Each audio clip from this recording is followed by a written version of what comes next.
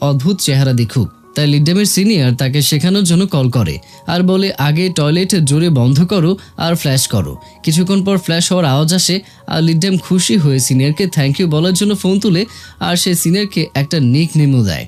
প্রথমে senior nickname দেওয়ার জন্য থ্যাংক ইউ বলে আর এরপর এই বাহানায় লিডড্যামকে খাবারের জন্য ইনভাইট করে। লিডড্যামও সাথে সাথে রাজি হয়ে যায়।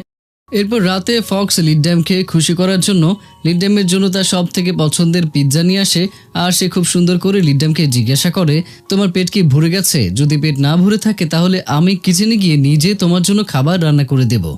লিডড্যাম ফক্সের এমন ব্যবহার দেখে অবাক হয়ে যায়।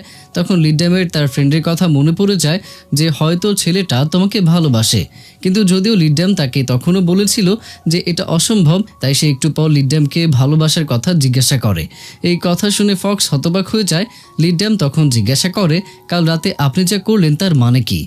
তখন ফক্স ক্লিয়ার করে বলে যে প্রথমে